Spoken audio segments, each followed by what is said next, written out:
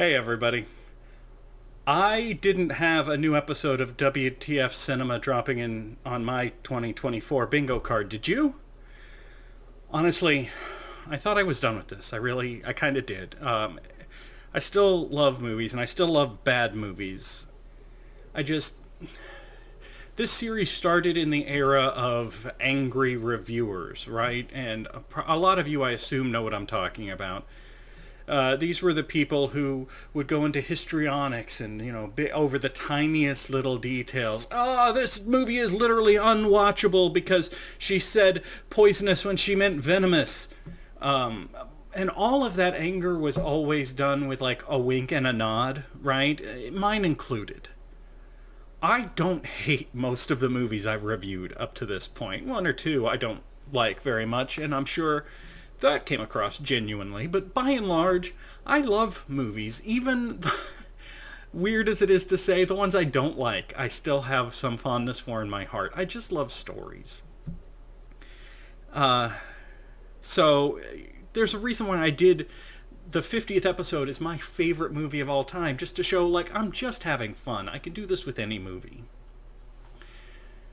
But there's been a shift in the online landscape of reviews, right? Because now there's a lot of people who do angry reviews, but it's not with a wink and a nod. It's not with love in their heart. It is to stir people up and just get people to hate a thing because it doesn't match their vision. And I didn't want to be a part of that. The fact that that even exists, it makes me sad, right? That we are literally having reviewers out there who are telling people what they should and shouldn't like. One of my guiding principles in life is as long as you're not hurting somebody, like what you like. And it's okay to like it, even if I don't. And that seems to be getting lost in online discourse. And so I didn't have the heart to do WTF Cinema anymore. I don't know. Online reviewing kind of broke my heart. And then I was doom scrolling on TikTok one night in bed, as one does, and I came across an ad. And for some reason, I didn't skip the ad. The ad was 30 minutes long. And it was scenes from today's movie. This was at like 2 a.m. I had taken a pill to help me sleep, and so it was like a fever dream as I watched this movie, segments of this movie. The next morning I tried to track this movie down, and I have never had this much difficulty tracking down a movie. And I've tracked down some obscure ones. It's a thing that I do all the time, not just for the show, but for me, because I'm constantly looking for hidden gems in movies. Right? Something that people don't talk about, but actually that was really good, or that was really weird. The movie I'm talking about, as you saw on the title, is The Divorced Billionaire Heiress. Here is what I've been able to find out about this movie. It was developed by an app service called Shortmax, which I guess makes short form drama movies. Because it is for an app, the entire movie is in vertical orientation. Isn't that a treat? And something about these clips that I watched in my delirious state reawoken a fire in me. And I knew I had to track down a full copy of this movie, and I had to do a WTF Cinema. And like that, the floodgates were open. Because I know the next several movies I would like to talk about. Now, I can't promise that I'm always going to be the ranting and raving, but hopefully we'll have fun regardless. Before we dive into The Divorced Billionaire Heiress, I have one last thing to say. I want to apologize. The clips of the movie that you're going to see are going to have a tag for another company on them, and it's not even Shortmax. I could not find a clean version of this movie. I simply could not. And I certainly wasn't going to pay short max for the privilege. So I apologize that the clips you're going to see have branding on them. I did what I could do. Anyway, let's go on a journey together, shall we? We open with our main character, Isabella Moore, frequently referred to throughout the series as just Miss Moore. She is the richest girl in the city. She is daughter to a billionaire, sole daughter, and stands ready to inherit all of that.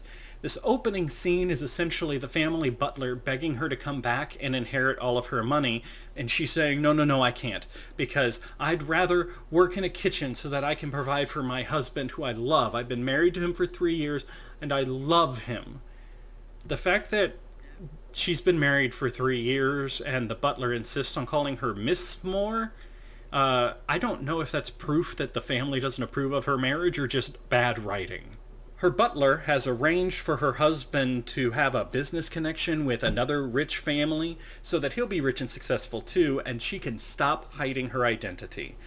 And here's where we come to the biggest issue of the movie, besides the writing and the acting and the cinematography and everything. This is apparently set in a world where Google and, driver's licenses do not exist. She is the daughter of the wealthiest man in the world. She is frequently referred to as the wealthiest woman in the world. And you are going to find out very quickly that almost nobody knows what she looks like. People are talking about having business deals with this woman, but cannot recognize her on sight. And her own husband that she's been married to for 3 years does not know that even though her name is Isabella Moore, that she is the Isabella Moore, the wealthiest woman in the world. I feel like your actual name would come up at some point in the marriage process, right? At some point, your husband would get an idea of who you are. And also, 3 years she has pretended to be a poor person so that her husband will love her for her. I guess she doesn't even say that. 3 years. At some point in that 3 years, she could have just turned to her husband and said, oh, by the way, I'm the wealthiest woman in the world, so I guess you've got money too. And if I was the husband who married for love and then found out that the love he married was the wealthiest woman in the world, cool. Anyway, let's move on. She does explain that today is the day, their 3rd-year wedding anniversary. She is going to explain to her husband who she really is, and sends her butler off to buy the most expensive penthouse in the city as a gift for her husband. While waiting for her husband outside of City Hall, we meet Ryan Jacobs, who is one of the wealthiest men in the city. This is a sentence that I'm going to end up saying a lot. A lot of this movie is about the wealthiest people in the city. Despite both Ryan Jacobs and Isabella Moore being 2 of the wealthiest people on the planet and traveling in the same circles and their families having business with each other, neither one of them recognize each other. And when Ryan gives Isabella his name, she does not believe him and believes that she is lying. But that's fair because, spoiler, for the rest of this movie, he's going to believe that she's lying when she gives her name as well. I'm a cook. Don't make much money. Okay, whatever. Doesn't really matter. No, I can't explain all the weird sound effects. It's simply part of the charm of the movie, I suppose. Anyway, Ryan Jacobs offers this random woman that he meets $20,000 a month to be married to him on paper for a year. He just wants a paper marriage. But of course, she doesn't need that kind of chump change. She spots her husband and runs off. And now we meet Isabella's husband, Carson. It's time for them to celebrate their 3rd wedding anniversary, with him finding out who he actually married 3 years ago, I guess. But in a shocking twist, her husband isn't there to celebrate the anniversary. He's there to ask for a divorce.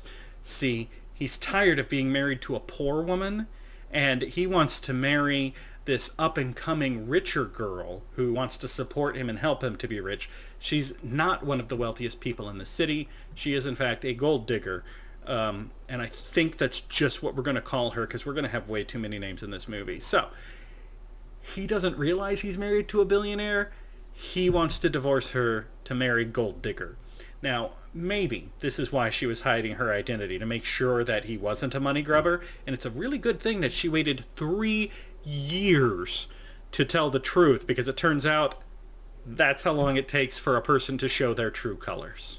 So instead of just walking away, she's going to try and win him back with the truth about her identity. Who can blame her? He's such a catch. Here's $1 million. Sign the contract and you get it.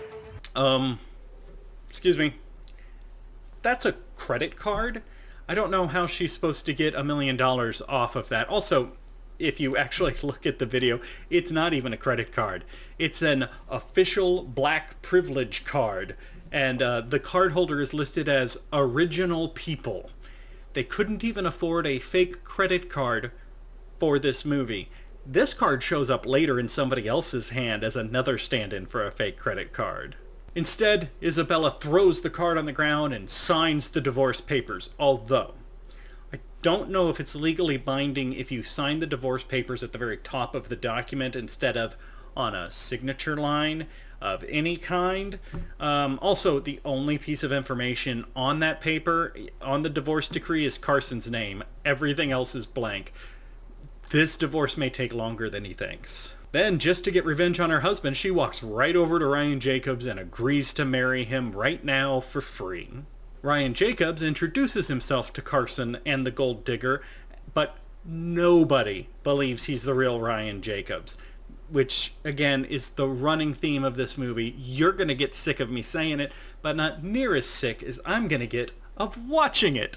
So there's that. Nobody believes Isabella is Isabella. Nobody believes Ryan is Ryan, even though they're the two of the wealthiest people in the country. Spoiler, they don't even believe each other, even though they're about to get married. So again, in this world, you can get married without any legal paperwork or proof of identity, and you can't Google search anybody because there are no Google images of anybody to look at. So they go into City Hall. She gets divorced and remarried in less than an hour, which seems a little unrealistic. If nothing else, you'd think there'd be lines, and also they don't have any lawyers with them for the divorce. You know what, though? We're told they're all going to meet up again because the Jacobs family, that's Ryan's family, has a family charity dinner. Well, that'll solve this, right? She's going to show up to Ryan's family charity dinner, and everybody there will know who Ryan is because it's his family's charity dinner, and then she'll know who her husband actually is that she just married. This is going to go so smoothly. You don't have to pretend to be the real Ryan Jacobs. I am Ryan Jacobs. But as for you, we're gonna have to I don't figure need a fake identity.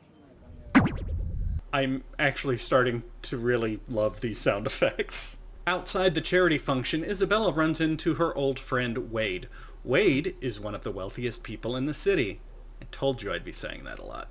Apparently, Wade is one of like 3 people in this movie who knows what Isabella looks like and actually knows who she is. At the charity event, the security guards won't let them in because Ryan's running late in traffic, and the guards don't believe that Isabella is who she says she is. And apparently she can't offer up any kind of ID to back her claim, I guess. They don't ask for it. She doesn't offer it. I don't know that ID exists in this world, but they recognize Wade. And Wade knows who she is. You do influence New York, but compared to our group, you don't pale in comparison. Please. And this is the point where I suspect that whoever wrote this doesn't really speak English, because have you ever in your life heard that expression used that way? It is utterly bizarre. I'm not going to show you these clips all throughout the movie, but like, this happens a lot. Your manners. She is from the Moore family. The Moores, huh? The wealthiest and most prominent family in the U.S.? That's correct. You mean her dad is Donald Moore? That's hilarious. Look, I know I am beating this to death, but I need you to understand how much of this plot is just people not believing that Isabella is Isabella. They recognize Wade, they know who he is, and Isabella is more famous, more influential, and richer than Wade. They have no idea who she is. The most influential family in the country. And apparently nobody, even in the high society circles of wealthy families, except for one guy, knows what she looks like. Carson does show up, and he's got his invitation and gold digger in tow. But before he goes in, he decides to mock Isabella and Wade. Wade fires back by telling him how worthless he is without Isabella's support.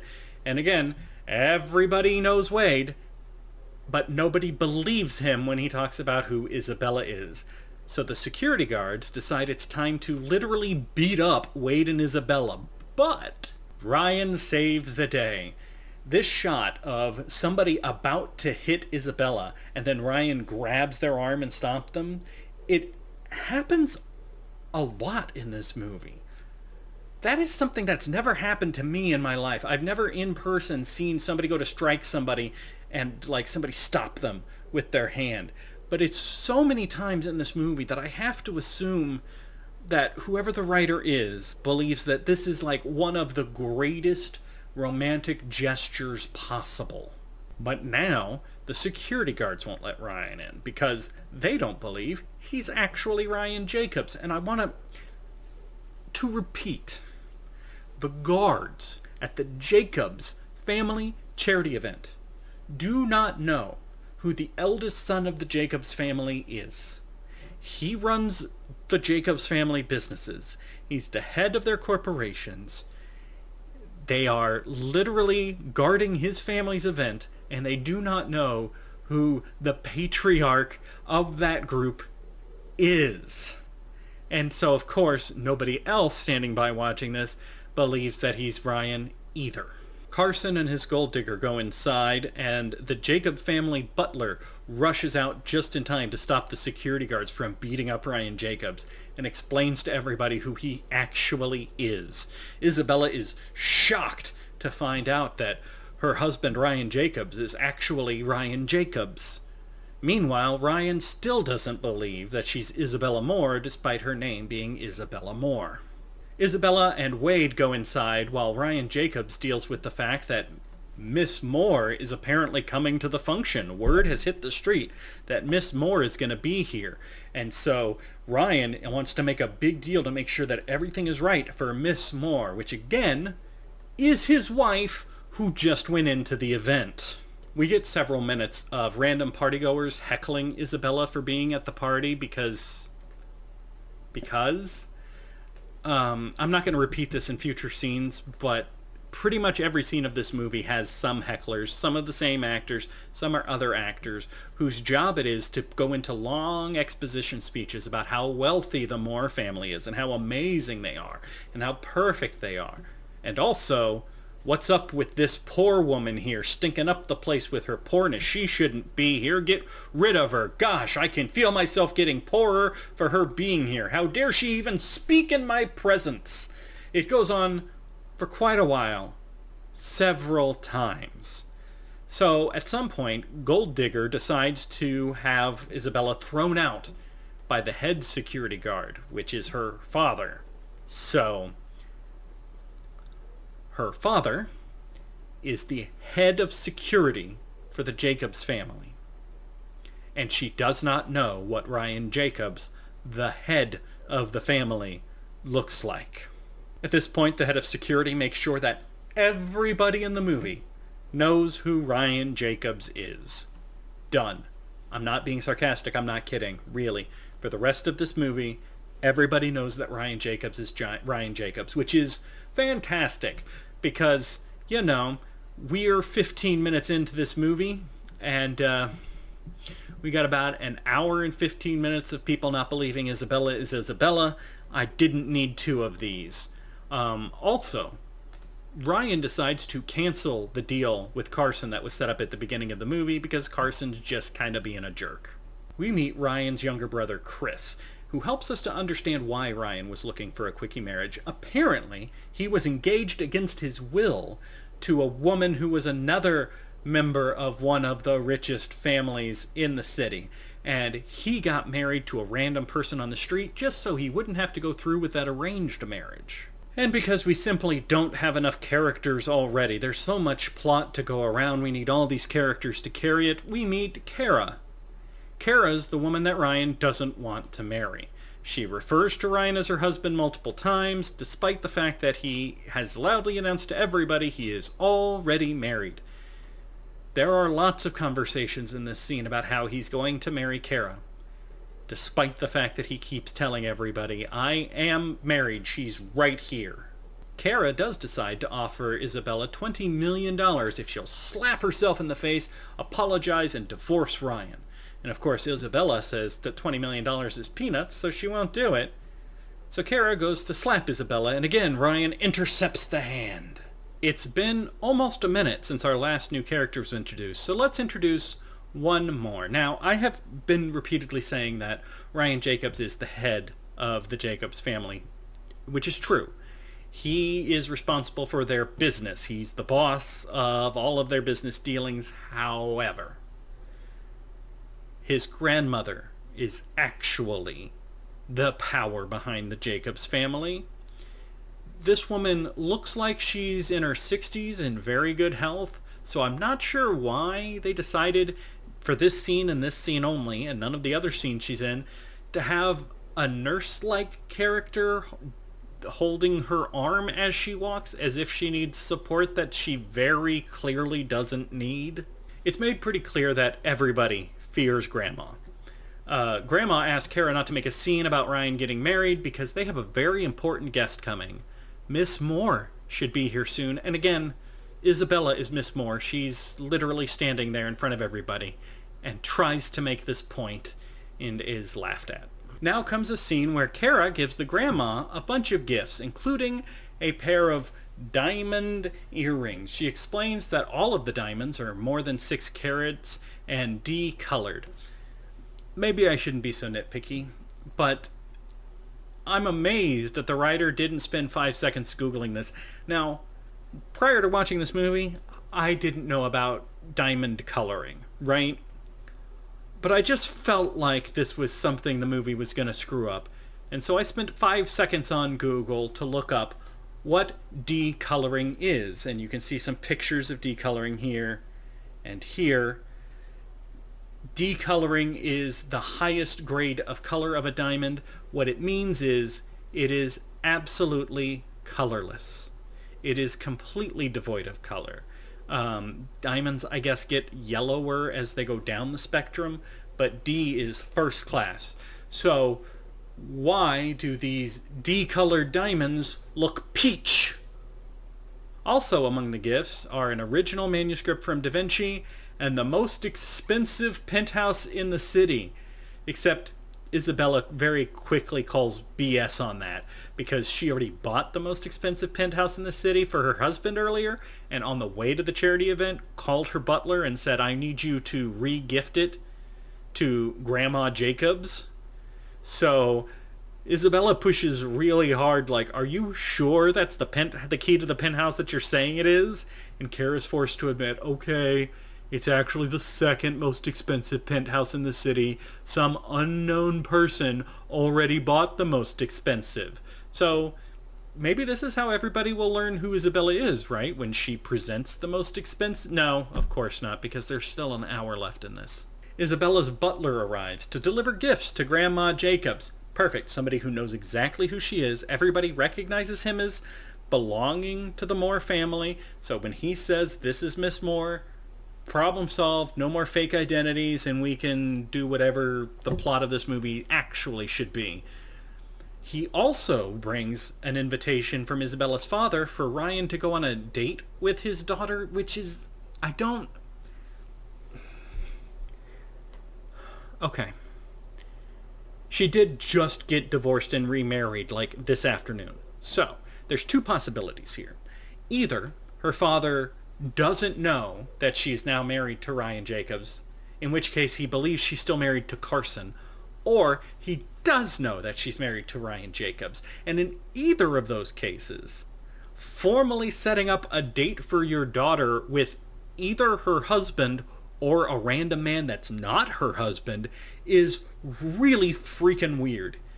Even weirder is Isabella finds this idea very offensive. She is embarrassed that her father has done this. She is so embarrassed that as the butler is opening his mouth to tell everybody who she really is, she signals for him to be silent so that everybody around the table can call her a fraud for another 5 minutes. No way, maybe he's not even interested in me. I am Ms. Moore. Grandma, I will go to the date party. Gosh, if only 5 minutes ago you had just let your butler tell everybody who you were, because now you're trying to do it and it's not working. I really want to try and speed this up a little bit because I think you're getting the general idea of this movie. Basically, Isabella is all set to stay at a hotel, and of course it's the presidential suite in the most exclusive hotel in town, which happens to be run by her friend Wade. Wade has all the staff ready to give her star treatment, but as she's walking in, the gold digger walks in.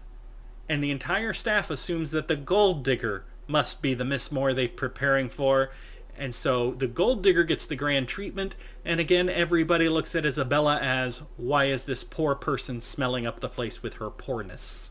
After a very long sequence of failing to prove who she is, even going so far as convincing them to let her go into the presidential suite, where she has a card that opens the presidential suite, and they go inside and she knows where the light switch and Gold Digger doesn't. Gold Digger is still able to faff about and be like, no, it's really me though, you gotta understand how us rich people are. So then Isabella goes to the safe in the room, tells everybody what's in the safe, which is a plastic ring that Carson gave her when they got engaged that was dear to her heart. Then enters her private code to open the safe, to pull out the plastic ring, and everybody still doubts that she is Isabella Moore, the only person who would know how to open that safe and what was inside it.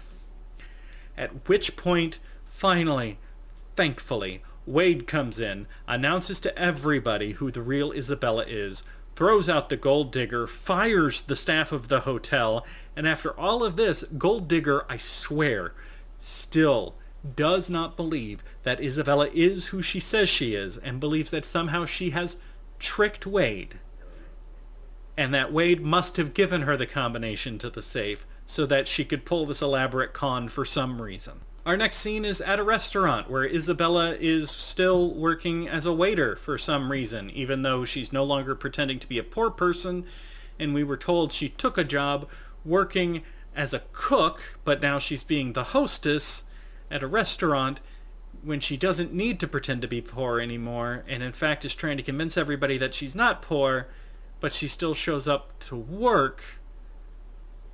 And then her ex-husband Carson walks in to dump Gold Digger for an even newer girl who claims to be Lydia Moore, the only daughter of the Moore family. And again, Isabella, our main character, is the only daughter of the Moore family. But the butler pokes his head in real quick to explain that the fake Miss Moore is an illegitimate cousin of sorts to the real Miss Moore, and she is, not really wealthy and not really connected, but she can walk the walk and talk the talk a little bit because she's been around wealth her whole life. Because what this plot needed was more confusion. So now we have the real Miss Moore and a fake Miss Moore. Now there's a whole plot about Ryan needing to recruit the second best chef in the world so that he can cut this restaurant deal with the Moore family. This deal won't work unless he can get the second best chef in the world to support his plan. Then he can go to the Moore family and have a business relationship with them, which he desperately wants. Still, of course, not realizing he's married to the only daughter of the Moore family. But why the second best chef? I'm so glad you asked. You see, the best chef in the world mysteriously disappeared 3 years ago. 3 years. That number sounds familiar. Yeah, I'm sure it doesn't matter. Now, the fake Miss Moore has decided that since Ryan won't leave his wife to be with her, she's going to make sure that the second best chef in the world will not work with him. And that's when Isabella reveals that she is actually the best chef in the world, named Cecilia. Because we weren't confusing enough. To be clear, she is Isabella Moore, the richest woman in the world. She just decided, for some reason, to disguise herself as a fictional woman named Cecilia, where she then became the best chef in the world, and became world famous as a chef, and again, then met her husband and decided to be poor and became just a cook at a restaurant despite being the greatest chef in the world. And okay, I need you to understand. She is the richest woman in the world. She is also the greatest chef in the world. Both of these parts of her identity are world famous. And nobody knows what either part of her looks like. Nobody knows what Cecilia looks like, and nobody knows what Isabella Moore looks like. They are the same person who have apparently never had a photo taken of them in their life. What's your move? My chip represents a 1% share of the North Group. What? The North Group? Honestly, it's hard to know what's going on in this scene. It seems like they're all gambling based on the statements that they're making, because they're putting up like portions of company as stake. There are no cards at any point in this entire scene. So I'm not sure how this gambling is occurring. But at some point, Isabella offers up 1% of her company's worth as her stake. And of course, there's 5 minutes of all the hecklers in the group going, "But how can you do that? Who are you? That's not your company. You don't have any money. Who this silly girl? What does she think she's doing?" At that point, her butler shows up and announces that she is in fact the sole owner of the North Group, which is the Moore family's business. Everybody knows who the Moore family butler is. They know this guy. I don't know how they know the butler and not the daughter, but they do. She has just said that she is the head of the North Group, which is owned by the Moore family. And her butler, that everybody knows, has come in and confirmed that she is the owner of the North Group. So now everybody knows who she is, right? Right? No. She's the richest woman in the world, the most famous chef in the world, the head of the biggest company in the world, and everybody is still wondering what the poor girl is doing at the function. Oh, this is not confusing at all. Here we go. Remember Gold Digger? Gold Digger got embarrassed at the hotel after pretending to be Isabella, and she got dumped by Carson, so I thought we were done with Gold Digger. But no, she shows up one more time, and now she's with Ryan's little brother Chris, and she's claiming to actually be Cecilia, the world's most famous chef. So twice now, she has pretended to be Isabella, once as Isabella, and once as Cecilia, who was actually Isabella in disguise. This is so dumb. These are some desserts that I made for my husband, but I thought that you might be interested in seeing them. The Unborn Phoenix. From Sublimation. Most expensive restaurant in the world. Well, that charade ended pretty quickly, but of course nobody still believes that Isabella is who she says she is. They just assume that Cecilia is a friend of whoever Isabella actually is. Isabella is able to prove her identity as Cecilia. I heard it. It hurts coming out of my mouth. To the second greatest chef in the world by showing the pin that she won when she beat him in a cooking competition. He points out how he wished he could have seen her at that competition. He came in second place in a cooking competition, and he never saw the person who beat him at any point, or a photo of her at any point. There's a whole kidnapping plot set up by Gold Digger and Chris, Ryan's younger brother. And the main thrust of this is essentially, if Ryan wants his wife back, he has to sign over all his shares of the company to Chris, otherwise she dies. Apparently, signing a document where he gives over all his shares while somebody has a knife to his wife's throat is a legally binding contract that they never try to get out of or take back because it was signed under duress. Ryan then punches out his brother, ties him up, and threatens that he better never come near his wife again, and leaves his younger brother tied up in a church. But sadly, the contract, which is literally right there on the table and hasn't been filed with anybody anywhere, and he could just reach out, grab it, and tear it up, is legally binding, and he has lost all those shares in his company. What an idiot. We're getting close now. It's the next to last scene, but it's gonna be a long one. It is Grandma's birthday party, and everybody is disappointed in Ryan for giving up his fortune, because now the brother's in charge of the family business. Everybody feels that he should have just let his poor wife, and I don't mean poor as an unfortunate, he should have let his poverty-stricken wife be murdered and kept control of the family. That's basically the consensus.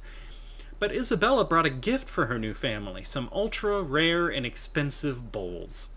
And then Chris, who again just committed kidnapping and, had his brother sign a contract under duress, still welcome at the event, he brings out an identical looking set of bowls. And so the partygoers decide that Isabella's must be counterfeit and smash them on the ground immediately.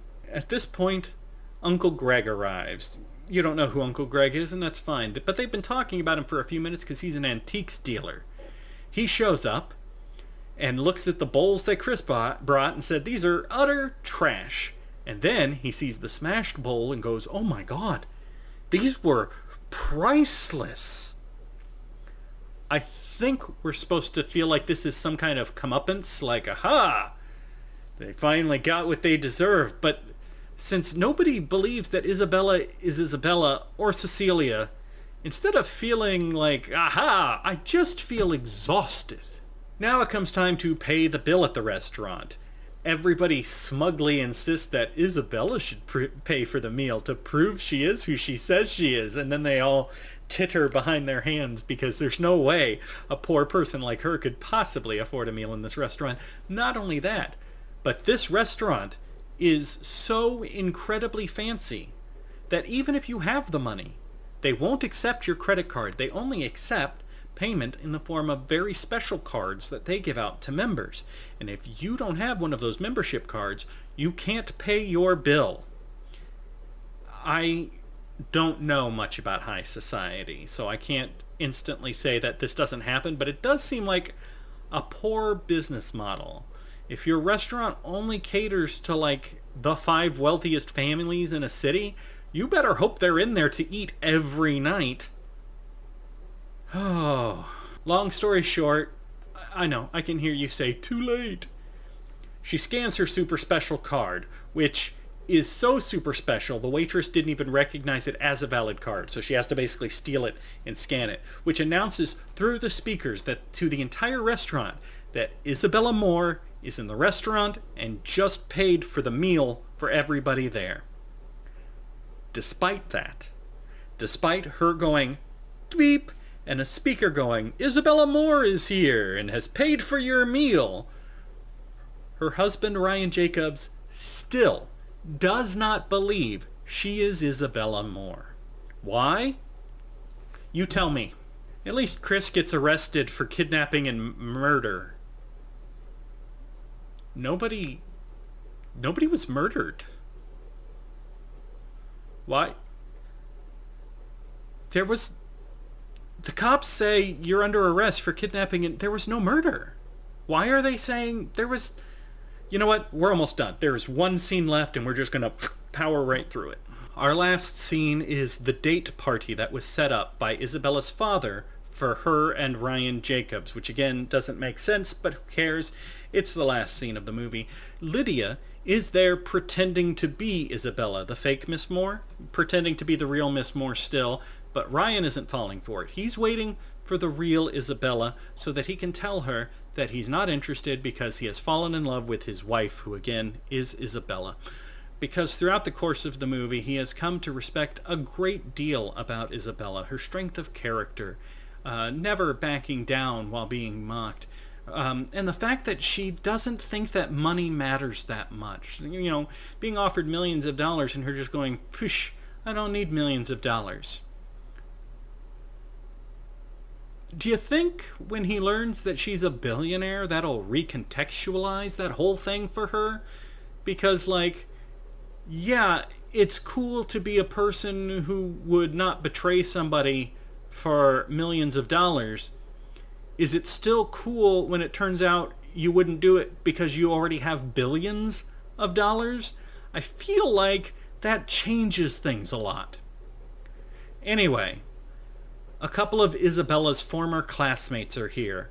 So finally, there are like 3 people in the world now who know what Isabella looks like. When the classmate sees Lydia, he denounces her as a fraud. Then Isabella arrives, and a couple of classmates actually recognize her and propose to her despite her already being married, and if they didn't know about the new marriage, they should know about the old marriage, but either way...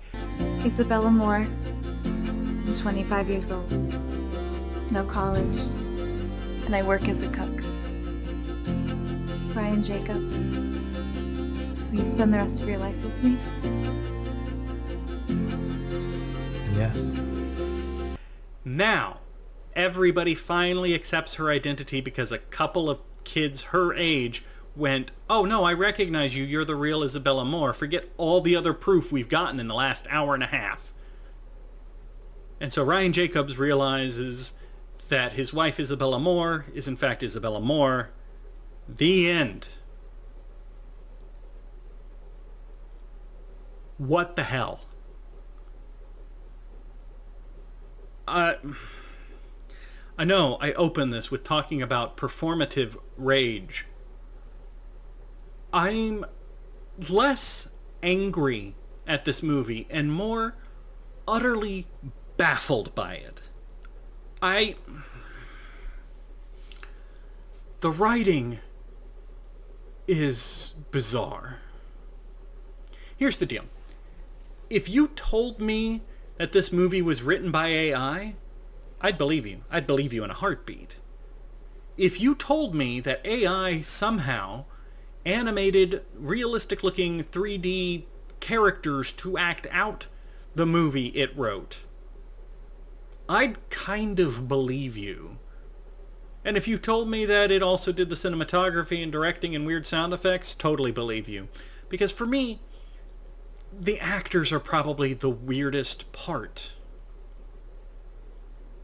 Writing a bad script is easy to do. Anybody can do it. You can do it at home. Go for it. Write yourself a bad script.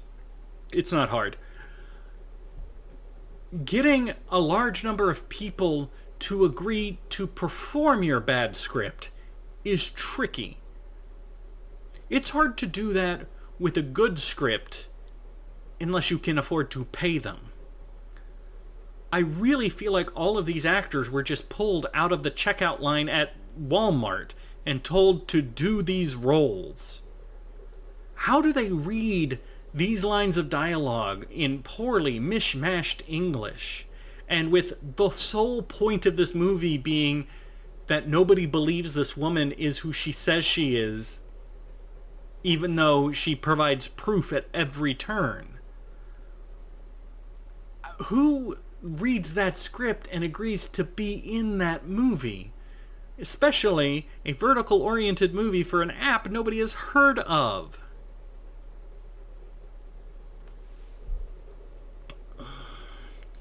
The existence of this movie raises so many questions for me. I am utterly confused by the entire existence of this film. And it is easily one of the worst movies I've ever seen. because it's the same plot point for an hour and a half. And it's a ridiculous plot point that could be solved in seconds. And should have been resolved multiple times. There is one thing I don't have a question about, though. WTF Cinema is back, baby. Hey, next time, let's do a Marvel movie. Let's do a Marvel movie about a spider person. Yeah? I'll see you next time.